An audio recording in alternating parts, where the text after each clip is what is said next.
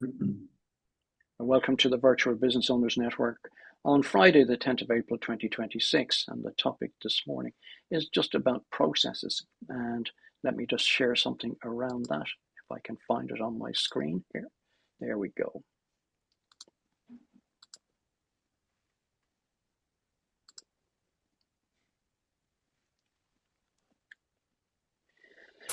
I've just called it, as you can see, the title there. And really what I wanted to talk about is the world of processes. I've talked before about the whole first contact process in terms of dealing with people and how to make that much more certain. Let me ask you a question. You can put it in the chat if you like. I probably won't be able to see it, but put in one word. If you were a customer and you're getting a proposal in from somebody, what's the one word? Actually, you can shout it out because I can't see it in the thing with the full screen here.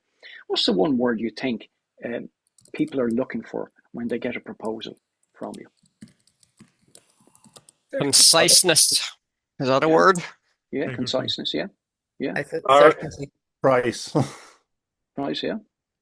Personalization. Yeah. Exactly. Let me throw one in for you. Certainty. That's what I said. There we go. You see it, Ariel. See how you're going to dovetail in next week very well. Yeah. Simplicity. Yeah.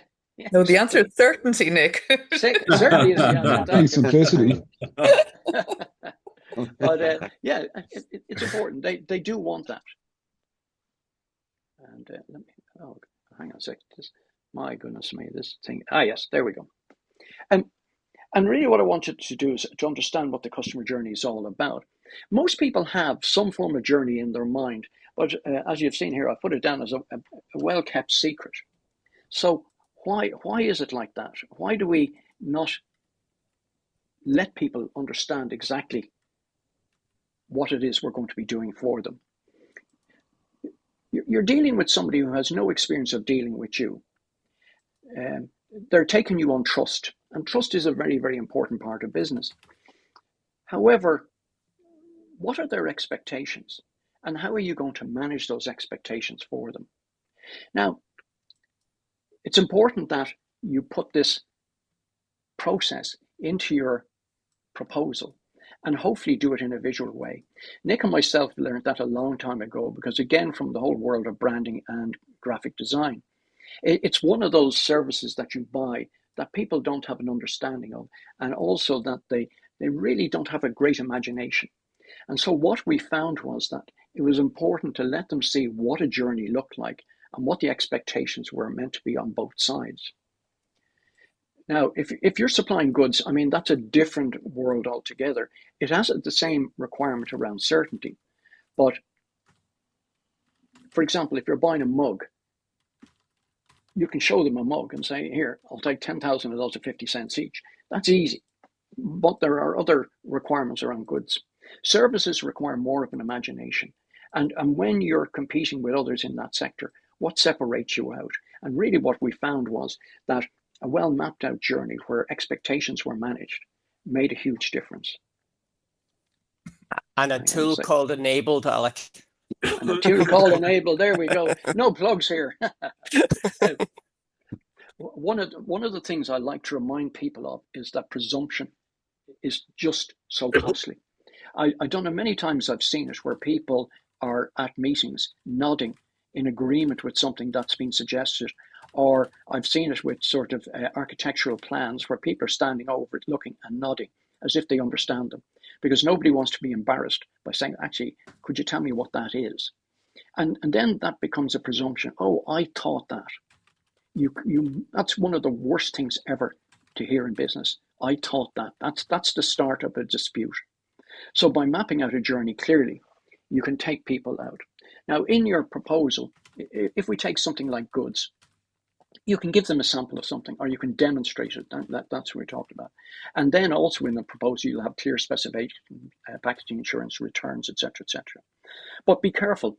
I got involved with a print company a long, long time ago, and I had to find my feet a bit. And they had a litho printing machine, because Stettner, and I think they paid around 37,000 for this machine. And I saw the prints that came off from the demonstration, and they were in full color, even though this was a single color machine, which it meant that it had to have 4 passes. The point about this was that the person demonstrating it was a real expert and could make this thing do it. Nobody else could after that. So they had a 37 grand machine that couldn't produce what they thought it could produce. So it's important that you have the specifications clearly and what it can and can't do. But they got taken for a bit of a ride on that one. In terms of services, again, I think it's important in all proposals. People always put in, well, we're going to do this, that, and the other, but also put in what we're not going to be doing, what is not included in it. In the process, timeline is important, and I'll show that later in an actual example. But if something's going to take 3 months, map it out from day 1 to day 90. That's a 3-month one. Price obviously is important. I talked about price and the importance of identifying that and dealing with it in the whole sort of interactive stage in the beginning, so price won't be a surprise. Payment terms. Again, people make the mistake of presuming that everybody knows. If you want to get money up front, you expect 20% deposit, and on day 30 you're expecting another 20%, and day 60 another 30%, whatever it is. But map that out, show it in a visual timeline for them. Also, in terms of when we'll update you, don't treat people like mushrooms. Give them an opportunity to find out. Now, again, in the past, I found that we were updating people too often, and that was a nuisance. So it was important in the whole discovery phase to ask that question. How often would you like to be updated on this project, particularly one that's going to take some time? And also tell them what they need to do. One of the key issues here would be, we want you to appoint somebody as our main point of contact, not to be dealing with 3 or 4 people who are all over the shop. And by the way, is this somebody who can make a decision? And then also to clearly outline, if there's a dispute, what happens? In terms of the design, Nick and myself used a process called USE, understand, strategize, execute. And on that visual map out, what we had was that on the design phase, when we brought the concept ideas back to the client, they had a look at them. And if they weren't happy, we then took them through another discovery piece to understand what the gap was between what we thought they wanted and what they actually wanted. And so we took them on a loop around here to make sure that we did not move to the next stage of the process and put a lot of time and effort into it until we made sure that the client was fully embracive of what we were doing there. So make sure that you show everything that's included in it. Here's a person, a friend of mine down in the southeast who's well known down there, called Regina Mangan, Liberty Blue. Now, the original one I created for her, and it made a huge difference, was that journey. And I said, when we met up, and she was very successful in business, I said, one of the things is about managing people's expectations in the whole area of selling a property. And so we actually designed 2 of these. One has a timeline on it, but this is showing you all the various parts of the process. And as you can see, it's been thought out. And behind each one of those, there's some actions to be done. So very important to write it out step by step, and not to have it in your mind. The importance of writing it out is when you see it visually down, and get somebody like Nick or a designer to design it up when you finally get it, is to then review it every so often and decide, is it up to speed, or do I need now to start changing things? So that you follow the process.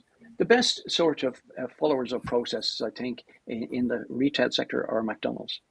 And if you look at what they've done, is you take a single shop, and what you do is you map out the whole customer journey from the time they got into the shop to either going and either ordering from one of those sort of digital posts they have there, or going up to the counter.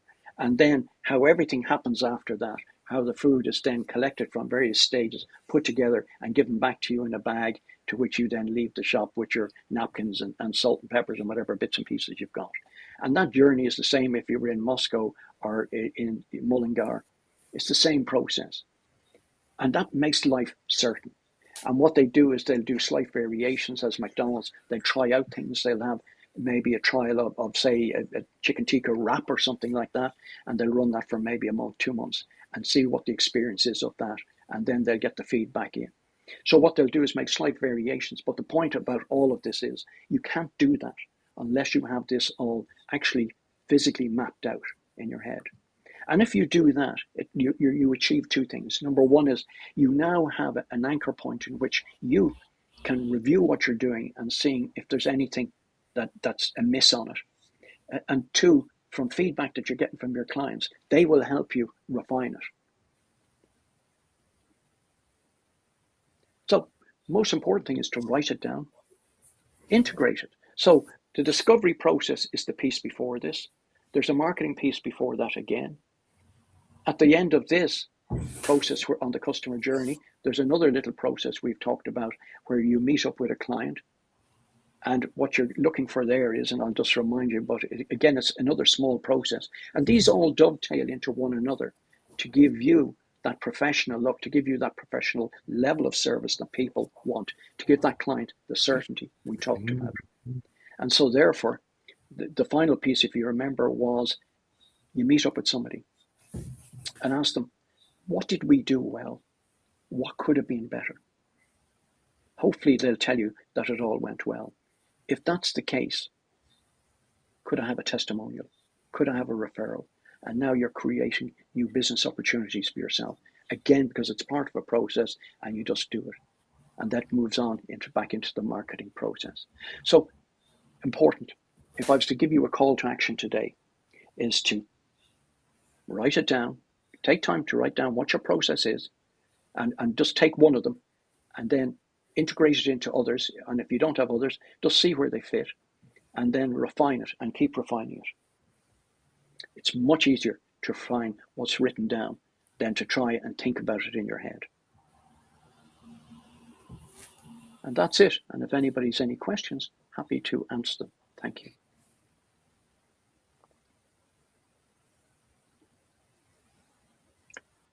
Right, if I may jump in there, Drew, for a sec. This is, I suppose it's nearly triggering me at the moment because